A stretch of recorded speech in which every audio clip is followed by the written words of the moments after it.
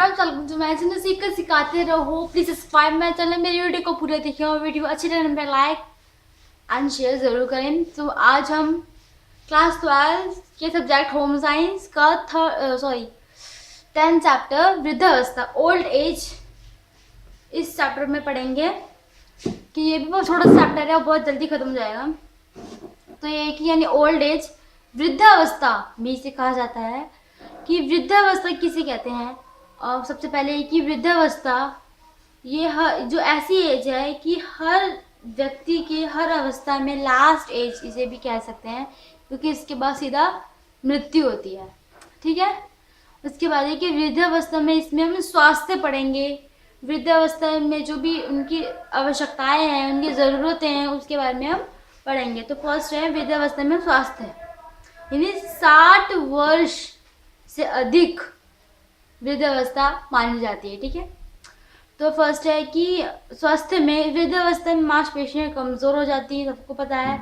और इस अवस्था में मांसपेशियां वो जो नाड़ी है, जो पेट की जो नाड़ी होती है, उसके आपस में तालमेल बिगड़ जाता है, संतुलन नहीं रहता, और जिसके कारण व्यक्ति को इस अवस्था में बहुत ज़्यादा परेशानी झेलने के लिए मिलती है। उसके बाद है वृद्धावस्था में त्वचा से संबंधित भी बहुत ज़्यादा प्रॉब्लम्स होती हैं, जैसे कि त्वचा ढीली हो जाती है, वह वहाँ पे मुरझा जाती है। ठीक है, झुर्रियाँ पड़ जाती हैं। उसके बाद है वृद्धावस्था में बाल सफ़ेद हो जाते हैं और धीरे धीरे अधिक मात्रा में गंजापन हो जाता है।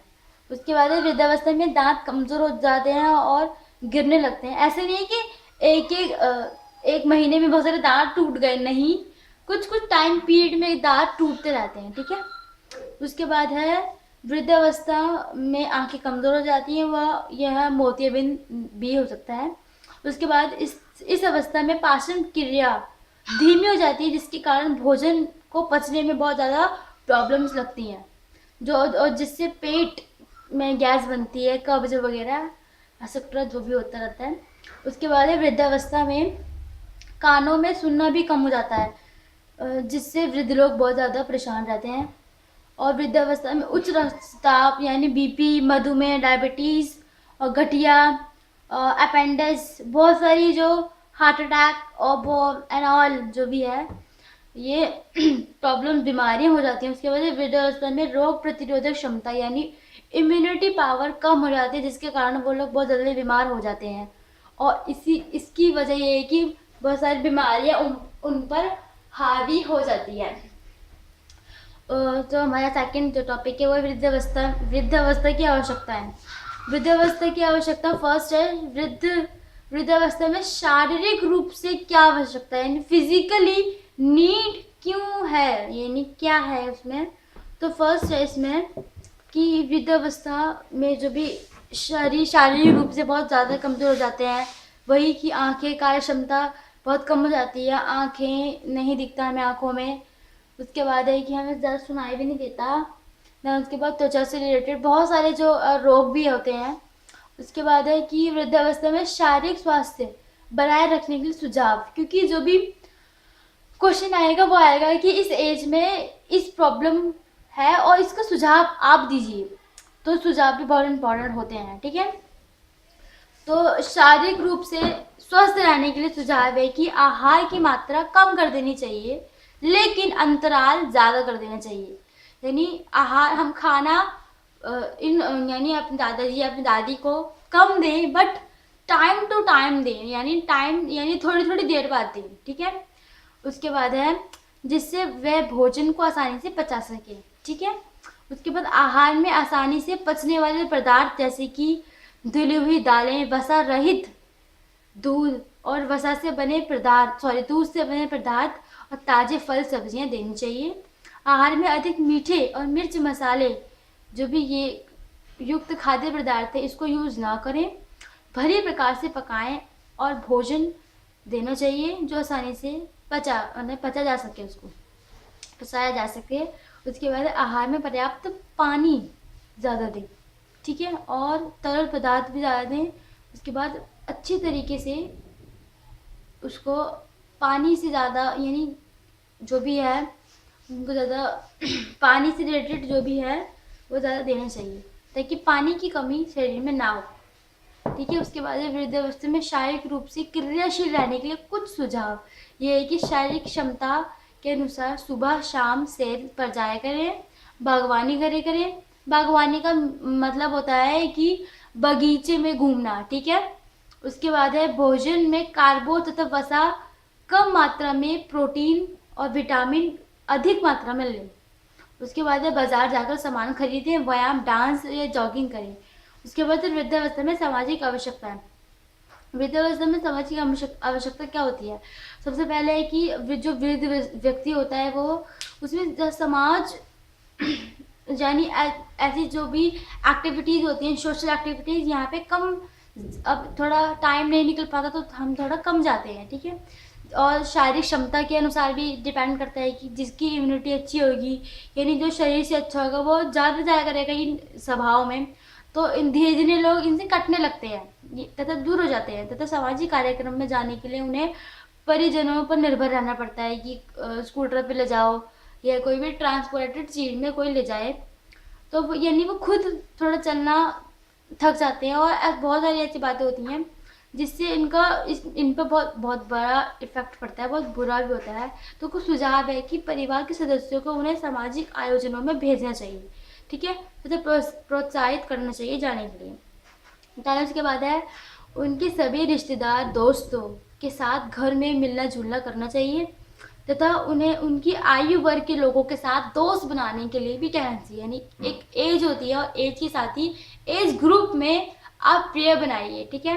उसके बाद है वृद्धावस्था में भावनात्मक आवश्यकताएं कि इमोशन से रिलेटेड होती है, यानी अकेलापन। आजकल आपने देखा होगा कि लोग जॉइंट फैमिली में रहते नहीं है यानी थोड़े जो पेरेंट्स हैं उन्हें अलग रहना पड़ता है, और उनके जो बच्चे हैं वो अलग अपनी फैमिली के, स्मॉल फैमिली के साथ रहते हैं। तो यही है क्या, एक अकेलापन हो जाता है। और उसके बाद है क्या, कुछ लोग एक इकट्ठे रहते हैं, वो भी कुछ पेरेंट्स यानी कुछ बच्चे उनके अपने पेरेंट्स को ज़्यादा तवज्जो नहीं देते। ठीक है। और इसी तरीके से वो अकेले रहते हैं और एकदम चिड़चिड़ हो जाते हैं, एकदम कहते हैं ना कि खराब व्यवहार, बहुत रूडली बिहेव करते हैं। तो यही है क्या, सुझाव ये है कि परिवार के महत्वपूर्ण निर्णयों में उनकी सलाह लेनी चाहिए। ठीक है। और परिवार में उन्हें मुखिया तो है ही, तो मुखिया का पद भी देना चाहिए। उसके बाद ये परिवार के सदस्यों के साथ साथ उन्हें उनके साथ कुछ ना कुछ समय अच्छा बिताना चाहिए, अवश्य बिताएं। उसके बाद भावनात्मक सुरक्षा प्रदान करने के लिए उनके आहार, स्वास्थ्य, दवाइयों और अन्य आवश्यकताओं को पूरा करें। उसके बाद है वृद्धावस्था में अधिक आर्थिक आवश्यकताएं। आर्थिक आवश्यकता यही है कि फर्स्ट ऑफ ऑल ये है कि वृद्धावस्था में कार्य क्षमता बहुत कम हो जाती है। उसके बाद जो नौकरी, जो सेवानिवृत्ति यानी पेंशन आती है, सेवानिवृत्ति आ जाती है, रिटायरमेंट आ जाती है, तो इसके कारण बहुत कम जो आय है वो बहुत कम हो जाती है। ठीक है। बहुत कम पैसा हाथ में आता है, क्योंकि हम नौकरी नहीं कर पाते, हमारी बॉडी नहीं है इतनी यानी कुछ समर्थन हमारी बॉडी नहीं दे रही हमारे साथ, तो हम इतना किसी दूसरे पे डिपेंड हो जाते हैं, हम डिपेंडेंसी हमारी बढ़ जाती है। तो इसके बाद है क्या, आर्थिक रूप से हम वही निर्भर हो जाते हैं किसी पर। और यदि वृद्ध व्यक्ति अपने परिवार से अलग रह रहा है तो उसकी भोजन, उसकी चिकित्सा हो गई और बहुत सारी अन्य जो फैसिलिटीज़ हो गई जिसकी आवश्यकता आर्थिक रूप से ज़्यादा होती है, अब वो अफोर्ड नहीं कर पाते ये लोग। तो इसके लिए सुझाव है कि सबसे पहले आर्थिक रूप से निपटने के सुझाव, फर्स्ट युवावस्था में ही बचत की आदत डालें। उसके बाद वृद्धावस्था में चिकित्सा सुविधा के लिए मेडिकल लेम तथा स्वास्थ्य बीमा पॉलिसी खरीदें, और अपनी चल अचल संपत्ति को जीवन काल तक अपनी संतान के हाथ नाम ना करें, अपने ही नाम करें। उसके बाद है कि वृद्धावस्था में आय अर्जित करने के लिए शारीरिक क्षमता के अनुसार ही कार्य करें, जैसे ट्यूशन पढ़ाना, कुकरी कक्षाएं लेना। कुकरी कक्षाएं यानी कुकिंग से रिलेटेड। ओके। उसके बाद क्षमता के मुताबिक ही अंशकालिक कार्य करना चाहिए। ठीक है। यानी पार्ट टाइम, अगर हम बात करें पार्ट टाइम जॉब।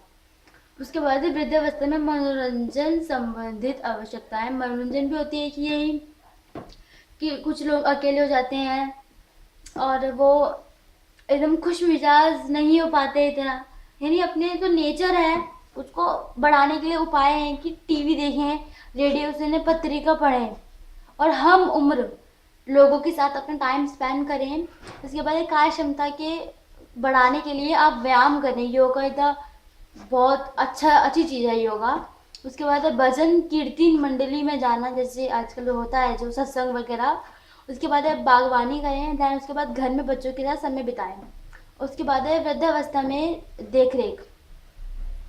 वृद्धावस्था में वृद्धों की देखरेख की फर्स्ट है कि ये 3-4 रूल दे रखे हैं कि 60 वर्ष के ऊपर व्यक्ति जिनके पास भारतीय नागरिकता प्राप्त है, ये जो सारे रूल्स एंड रेगुलेशन है, जो विदेश में रहते हैं या फिर यहाँ पे रहते हैं, वे वरिष्ठ नागरिक यानी जो सीनियर सिटीजन कहलाएंगे। ओके, 60 से अबव सीनियर सिटीजन है, सबको पता है।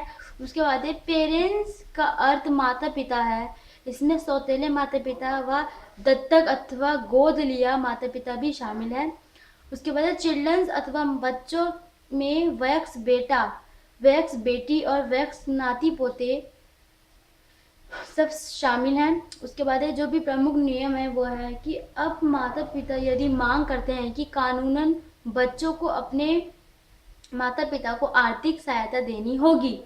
उसके बाद बच्चों के अतिरिक्त वह कोई भी व्यक्ति जिसके पास वरिष्ठ नागरिक की संपत्ति का संरक्षण है, यानी संपत्ति का कुछ जो भी संपत्ति है उसकी, जिसको वह अपनी संपत्ति वरिष्ठ नागरिक की मृत्यु के उपरांत देना चाहता है, उस वरिष्ठ नागरिक को देखरेख के लिए जिम्मेदार होगा। ठीक है, वह वही नागरिक वरिष्ठ नागरिक के लिए जिम्मेदार होगा।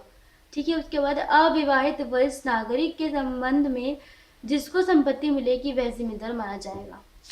उसके बाद है कि इस अधिनियम के अंतर्गत बच्चों पर अगर ये कोई भी पेरेंट्स यानी कोई चिल्ड्रन ऐसा अपने पेरेंट्स के लिए नहीं कर पाते, यानी सिर्फ जानबूझ के उनकी प्रॉपर्टी अपने नाम करवा लेते हैं, तो उनको 5,000 का जुर्माना है और 3 महीने की सजा है जेल के अंदर।